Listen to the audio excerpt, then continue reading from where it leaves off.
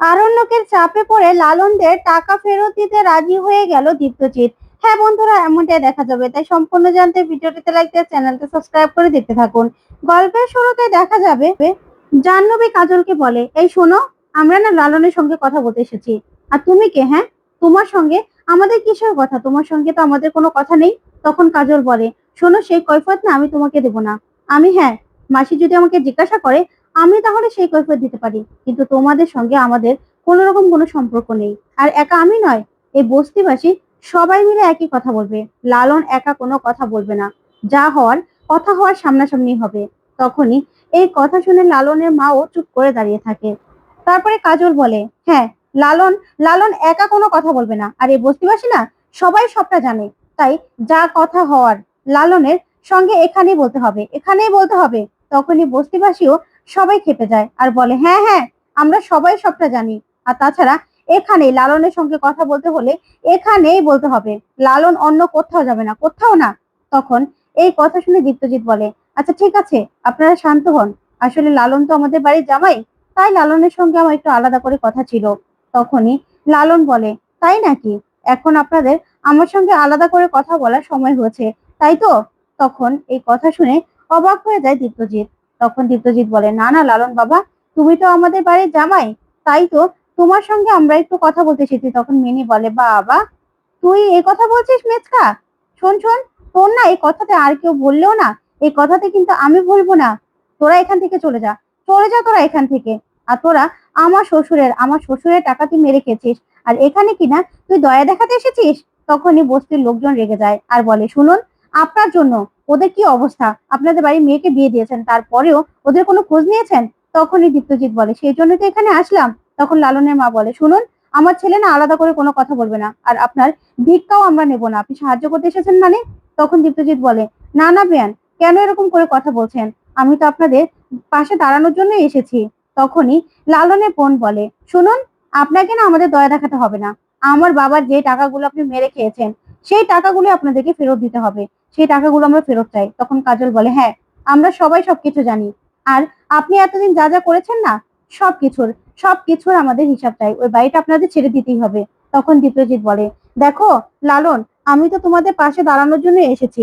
তোমাদের এই দুর্দশা শত হলেও তো আমার মেয়ের মতো মিনি, আমার ভাইয়ের মেয়ে যা কথা আমার মেয়েও তো তাই কথা। তখন বস্তির লোকজন বলে, বাবা, এতদিনে আপনাদের মনে পড়েছে যে আপনাদের বাড়ির মেয়েকে এইখানে দিয়েছেন, তাই তো? ঠেলার নাম বাবাজি, এখন পিছনে ঠেলা পড়েছে আর এখানে এসেছেন, তাই তো? তখন এই কথা শুনে দীপ্তজিৎ চুপ হয়ে যায়। তারপর দীপ্তজিৎ লালনকে বলে, লালন, তোমার সঙ্গে একটু আলাদা করে আমার কথা আছে, একটু চলো না। তখনই ছোট সেখানে চলে আসে। আর ছোট মাধবীকে নিয়ে আসলে ছোট বলে, বাবা, আকাশের চাঁদ দেখি সব এবার মাটিতে নেমে এসেছে। কি ব্যাপার মেজদা, তুমি যে সহ পরিবারে বস্তিতে কেন? তখন দীপ্তজিৎ বলে, ছোট, তুই এরকম করে কেন বলছিস? আমি লালনের সঙ্গে কথা বলতে এসেছি, লালনের সঙ্গে আমার একটু কথা বলা দরকার। তখন এই কথা শুনে ছোট বলে, ও, লালনের সঙ্গে কথা, কিসের জন্য? তখন দীপ্তজিৎ বলে, আসলে ওদের এই দুর্ব্যবস্থা ও অবস্থা, তার জন্যই আমি এসেছিলাম ওদের জন্য একটু সাহায্য করতে। তখন আরণ্যকের মা ছোটকে বলে, আচ্ছা ছোট, তুমি এখানে কি করছো? আর তখন মাধবীকেও বলে, আর মাধবী, তুমি এখানে কি করছো? তোমার তো এখানে আসার কথা নয়, আমরা না হয়ে এসেছি। তোমার মেজদা আসলো আর তার পিছন পিছন আমরা চলে আসলাম। কেন যে এসেছিলাম কে জানে, এখন বুঝতে পারছি সবাই মিলে আমাকে অপমান করছে। তখন মাধবী বলে, আচ্ছা, আমি তো এখানে আসতেই পারি মেজদি, কিন্তু তোমরা কেন এসেছো সেটাও তো জানা দরকার। তখন ছোট বলে, আচ্ছা মেজদা, ওদেরকে তুমি সাহায্য করতে এসেছো, তাই তো? তা কেন সাহায্য করতে এসেছো শুনি? এতদিন পর্যন্ত তো কোনো কিছুরই তোমার কোনো খবর ছিল না, আর হঠাৎ করে এরকম ভাবে ওদের সাহায্য করতে এসেছো মানে? তখন জাহ্নবী বলে, ঘরে শত্রু না বিভীষণ। আচ্ছা ছোট, এসব কথাগুলো এখন বলা দরকার আছে? তোমরা কি আমাদের হয়ে কথা বলবে না এদের হয়ে? তখন কাজল বলে, এখানে তো কথা বলার কিছু নেই, সবাই না সবকিছু জানে, তাই এখানে সাহায্যের কথা কোনোভাবে উঠবে না। লালনদের থেকে যেই টাকা নেওয়া হয়েছে সেই টাকাই উনি ফেরত দেবেন, আর কোনো কথা নেই। না হলে এই যে বস্তির মানুষগুলো না, এই বস্তির মানুষগুলোই আপনাদের শিক্ষা দিয়ে তারপরে ছাড়বে। তখনই দীপ্তজিৎ বলে, আচ্ছা ঠিক আছে ঠিক আছে, এসব কথা বাদ দাও না। আচ্ছা লালন, তোমার সঙ্গে তো আমি একটু কথা বলতে এসেছিলাম, তাই না? তোমাদের এই অবস্থা, তাই তোমাদেরকে আমি সাহায্য করতে এসেছি, তোমাদের পাশে দাঁড়াতে এসেছি। তখন লালন বলে, শুনুন, এই সাহায্যের কথাটা না একবারও বলবেন না। আপনি ভালো করে জানেন যে আমরা কোনো রকম কোনো সাহায্য নেব না। আর সাহায্য কেন নেবো? তখন মিনি বলে, শোন, তুই আমার শ্বশুরের টাকা নিয়েছিস, তোর জন্য আমরা এমন খারাপ অবস্থায় আছি, আমরা ঠিক মতো খেতে পর্যন্ত পাই না, আর তুই এখানে সাহায্য করতে এসেছিস? যে টাকাগুলো আমার শ্বশুরের কাছ থেকে নিয়েছিস না, সেই টাকাগুলোই তুই ফেরত দিবি, বুঝতে পেরেছিস? তখন এই কথাগুলো শুনে অবাক হয়ে যায় সবাই। তখন মিনি বলে, কেউ যদি কিছু নাও বলে না, আমি ঠিক তোদেরকে কোনোদিনও ক্ষমা করবো না, কোনোদিনও না। আর লালন তোর সঙ্গে একা কোনোদিনও কথা বলবে না। তখন লালন বলে, হ্যাঁ, এখানে কথা বলার তো কিছু নেই। আর আপনি যে এখানে আজকে কিসের জন্য এসেছেন সেটা আমরা সবাই জানি, সবাই বুঝতে পারছি। ও, কোর্ট থেকে যখনই নোটিশ গেল, আর সেটা এখনই আপনি এখানে মীমাংসা করতে চলে আসছেন। আপনি কিভাবে মীমাংসা করবেন বলুন তো? কোর্ট থেকে আপনাকে যে কথা বলা হয়েছে নোটিশে, আপনি যে টাকাটা আমার বাবার থেকে নিয়েছেন না, সেই টাকাটাই আপনি ফেরত দেবেন, অত কিছু আমি জানি না। আর ওই বাড়িটা তো আপনাকে খালি করতেই হবে আপনার জন্য। আমরা অনেক কষ্ট করেছি, আমরা নিজেদের বাড়িঘর ছেড়ে বস্তিতে এসে থাকছি, আমাদের কতটা কষ্ট হচ্ছে সেটা আপনি জানেন? আমার মাকে মানুষের বাড়ি বাড়ি গিয়ে কাজ করতে হচ্ছে, আর আপনি কিনা এখানে সাহায্য করতে এসেছেন। তখনই সেখানকার লোকজন বলে, হ্যাঁ, আপনি সাহায্য করবেন কেন? ওদের টাকা ওদেরকে ফেরত দেবেন, না হলে আপনার ওই বাড়ি কিন্তু আমরা জ্বালিয়ে দেবো, বাড়িটাও আপনাদেরকে ছেড়ে দিতেই হবে। তখন মাধবী বলে, শোনো মেজদা, তোমাকে আমি একটা কথা বলছি, তুমি না যা করার তাড়াতাড়ি করো, একটা মীমাংসা করেই নাও, এভাবে ফেলে রেখে কোনো লাভ হবে না। তাছাড়া সবাই তো সবটা জানে এখন, আর লুকিয়ে রেখেও কোনো কাজ হবে না, সবকিছু ফাঁস হয়ে গেছে। আর তুমি যে এই যে লালনের বাবার থেকে টাকাগুলো নিয়েছিলে, সেটা তো তোমাকে ফেরত দিতেই হবে। তখনই দেখা যাবে আরণ্যকের মা বলে, আচ্ছা মাধবী, তুমি কেন এত কথা বলছো? হ্যাঁ, তুমি কেন এত কথা বলছো? তখন জাহ্নবী বলে, ছেড়ে দাও না মেজো কাকি, এসব কথা না হয় বাদই দিলে। তখনই মাধবী বলে, আমাকে তো কথা বলতেই হবে বলো তো, আর তাছাড়া যেটা সত্যি সেটা বলতে তো কারো পারমিশন লাগবে না। ঠিকই তো, মেজদা যেটা করেছে সেটার প্রায়শ্চিত্ত করার সময় চলে এসেছে, এতদিন তো অনেক হলো, আর কত? তখনই দেখা যাবে জাহ্নবী বলে, দেখেছো মেজো কাকি, যাদের বাড়িতে যায়, যাদের বাড়িতে খায়, তাদের বিরুদ্ধে এসে এখানে কথা বলছে, দেখছো? এদেরকে না এমনই করা উচিত, এদেরকে কোনো বিশ্বাস নেই। তখন মাধবী বলে, শোনো জাহ্নবী, হ্যাঁ, ওই বাড়িতে আমি যাই, ওই বাড়িতে আমি কেন যাই জানো? ওই বাড়িটা একা মেজদার নয়, সবারই অংশে আছে।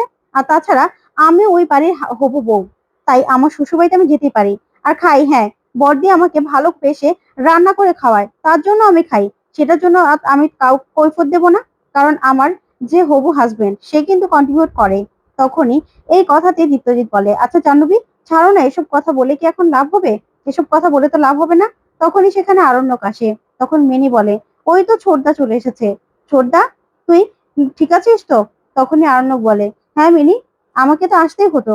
তখনই ছোট বলে, আচ্ছা বাচ্চা, তুইও এখানে চলে এলি কেন?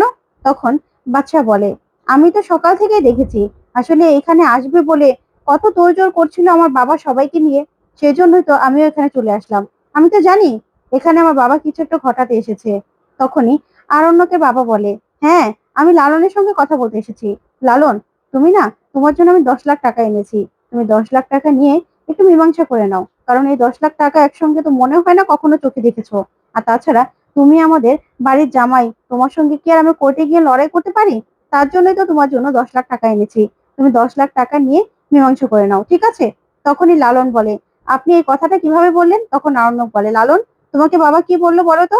তখন লালন বলে, আপনার বাবা আমাকে বলল যে 10 লাখ টাকা উনি আমাকে দিচ্ছেন তাতে মীমাংসা করে নিতে, আর আমি এই 10 লাখ টাকা জীবনেও নাকি একসঙ্গে চোখে দেখিনি ওনার কথা মতে। আর তাছাড়া ওনাদের বাড়ির জামাই আমি, তাই উনি কোর্টে গিয়ে আমার সঙ্গে লড়াই করতে পারবেন না, তাই 10 লাখ টাকা দিয়ে উনি মীমাংসা করতে চাইছেন। তখনই বস্তির লোকজন সবাই রেগে যায় আর বলে, কি, আপনি 10 লাখ টাকা দিয়ে মীমাংসা করতে এসেছেন? এটা কি ভিক্ষা দিচ্ছেন?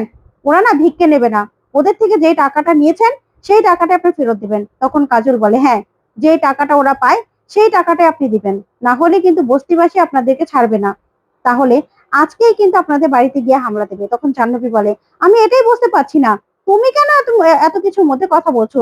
কে হও তুমি? হ্যাঁ, তুমি কেন সবকিছুর মধ্যে কথা বলছো? তোমার এত কথা বলার কি দরকার? তখন কাজল বলে, ওই যে তোমাকে আমি বললাম যে এটা আমি মাসে জিজ্ঞাসা করলে বলবো, কিন্তু তোমাকে কৈফিয়ত দিতে আমি বাধ্য নই, আমি কে বা আমি কে কে না। তখনই এই কথাতে দীপ্তজিৎ বলে, দেখো লালন, আমার মেয়েরা আছে, আমি এই বয়সে কোথায় গিয়ে দাঁড়াবো বলো তো? আর এর থেকে বেশি টাকা আমার কোথা থেকেই বা আসবে? বাড়িটা দিয়ে দিলে তো আমাকে পথে বসতে হবে। তাই আমি বলছি, এই টাকাটা নিয়ে না মীমাংসাটা করে নাও। তখনই বস্তিবাসী সবাই রেগে যায় আর বলে, আপনি আবার এসব কথাগুলো বলছেন?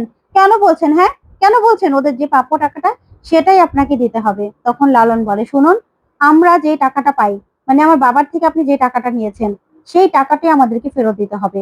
না হলে একটা টাকাও আমি কম নেব না, একটা টাকাও না, ওই বাড়িটা তো আপনাকে ছাড়তেই হবে।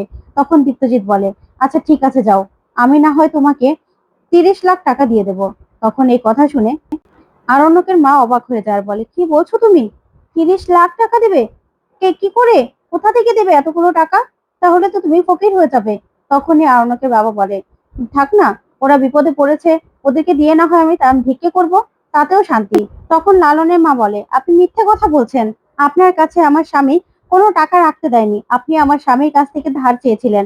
আর আমার স্বামী আমাদের যত জমি জমা ছিল সবকিছু বিক্রি করে আপনাকে টাকা দিয়েছিল, কিন্তু সেই টাকাগুলো আপনি মেরে দিয়েছিলেন। আপনি একজন চোর, চোর আপনি। তখন এই কথা শুনে দীপ্তজিৎ অবাক হয়ে যায়। তখনই লালনের মা বলে, আর সেই শোক সামলাতে না পেরে আমার স্বামী মারা গিয়েছিল। হ্যাঁ, আপনি আপনি ওনাকে মরতে বাধ্য করেছিলেন। আপনার আপনার দেওয়া শোক সামলাতে পারেনি। আর এখন কিনা বলছেন আমাদের সাহায্য করবেন? আপনার সাহায্য আমাদের চাই না। আপনি যা টাকা নিয়েছেন সেই টাকাগুলোই আপনাকে দিতে হবে, বুঝতে পেরেছেন? সেই টাকাগুলোই দিতে হবে। তখন আরণ্যকের মা বলে, দেখেছো, এই জন্যই তোমাকে আসতে বারণ করেছিলাম। এখন কেমন করে উনি অপমান করছে, আবার কিনা তোমাকে চোর বলছে। তখন লালনের মা বলে, হ্যাঁ, আমার ছেলে মেয়েদেরকে আমি ভালো স্কুলে পড়াতে পারিনি, বেশি পড়াশোনা করাতে পারিনি, যার কারণে ওরা ভালো চাকরিও পাচ্ছে না। আমার মেয়েটাকে বিয়ে দেবো যে, টাকা পাবো কোথায়? আপনাদের বাড়ির মেয়ে এই বাড়িতে এসেছে, তার জন্য ও তো টাকা দরকার। তাহলে আপনাদের বাড়ির মেয়েটা যেন ভালো থাকে, সেটাই না হয় আপনারা করুন, সেটাই আপনারা করুন। সেটাও তো আপনারা চাইতে পারেন, সেটাও তো আপনারা চাচ্ছেন না। আমি মানুষের বাড়িতে কাজ করে তারপরে ওদেরকে সবাইকে খাওয়াচ্ছে। তখনই দীপ্তজিৎ বলে, দেখুন বৌদি, ঠিক আছে, আপনার মেয়ের বিয়ের দায়িত্ব আমার। তখনই মাধবী বলে, আচ্ছা মেজদা, এত কথা বলার দরকার আছে? যা করবেন তাড়াতাড়ি করুন, এখানে সবারই সময়ের দাম আছে। আপনি যা বলার তাড়াতাড়ি বলুন, কারণ কোর্টে গেলেও না আপনাদের এটা নিয়ে কিন্তু হেনস্থা হতেই হবে। তখনই লালন বলে, শুনুন, আপনার কোনো কথাই আমরা শুনবো না। আপনি যা টাকা নিয়েছেন সব টাকাই আপনাকে দিতে হবে। হ্যাঁ, কোর্টে গেলে আপনাকে তো সুদ সমেত যেটা বলা হয়েছিল 15 কোটি টাকা, সেটাই দিতে হতো। এখন তো সুদটা বাদ দেওয়া হয়েছে, তাই না? এখন আপনাকে পুরো টাকাটাই দিতে হবে, না হলে কিন্তু কোর্টে আপনি যেতেই পারেন। আর যা ডিল হবে সেটা আমাদের কমিশনার আঙ্কেল আর ব্যারিস্টার সেনগুপ্ত সামনে হবে। তখন মাধবী বলে, মেজদা, এবার কিন্তু দেরি হয়ে যাচ্ছে। তখন ছোট বলে, মেজদা, যা করা তাড়াতাড়ি করো, বস্তির লোকজন কিন্তু এবার খেপে যাবে, তাহলে কিন্তু সমস্যা পড়ে যাবে। তখনই আরণ্যকের বাবা বলে, আচ্ছা ঠিক আছে, আমি 1 কোটি টাকা দিয়ে দেবো। তখন আরণ্যকের মা বলে, কি বলছো তুমি? 1 কোটি টাকা কোথা থেকে দেবে?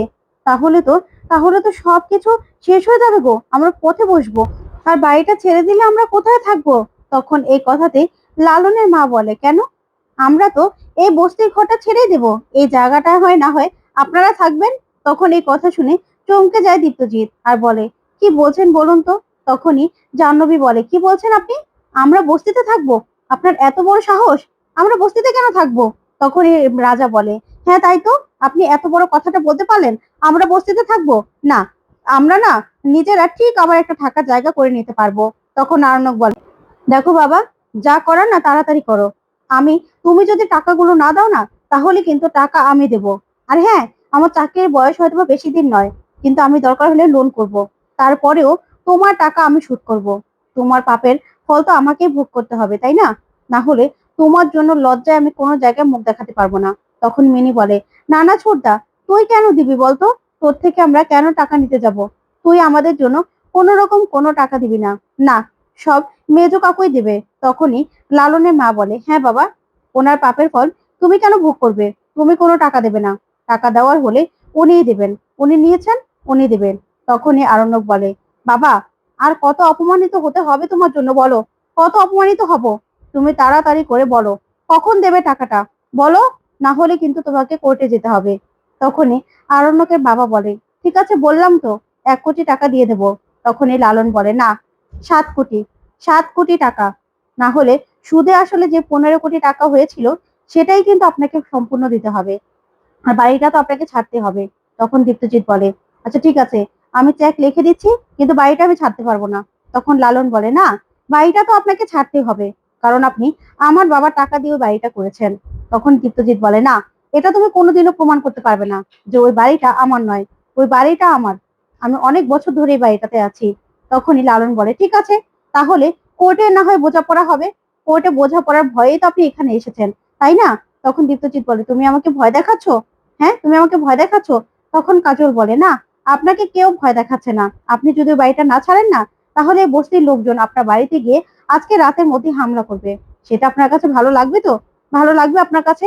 তখন দীপ্তজিৎ চুপ করে দাঁড়িয়ে থাকে। তখন লালন বলে, আমি জানি আপনার যে আরেকটা ফ্ল্যাট আছে, সেটা আমরা জানি, সেখানে না হয় উঠবেন। আর কোথায় আছে সেটাও জানি। তাই আপনার অংশীদারটা কমে যাবে, সেই জন্য আপনি চিন্তা করছেন, তাই তো? তখন আরণ্যক বলে, দেখো বাবা, আমার কিন্তু আর সহ্য হচ্ছে না, এই 8 ঘন্টার মধ্যে তুমি টাকাটা দেবে। তখনই আরণ্যকের বাবা বলে, ঠিক আছে, 8 ঘন্টার মধ্যে আমি টাকাটা দিয়ে দিব, চলে এসো। তখন লালন বলে, ঠিক আছে, আমি আসছি। তখন আরণ্যক বলে, লালন, আমি তোমাকে নিয়ে যাব, তুমি যেন টাকাটা পেতে কোনোভাবে অসুবিধা না পড়ো, সেটা আমি দেখবো। তখন লালনের মা বলে, ঠিক আছে বাবা, তোমার উপর ভরসা রইলো। তো বন্ধুরা, কেমন লাগলো আজকের আপডেট? কমেন্ট করে জানাও। ধন্যবাদ।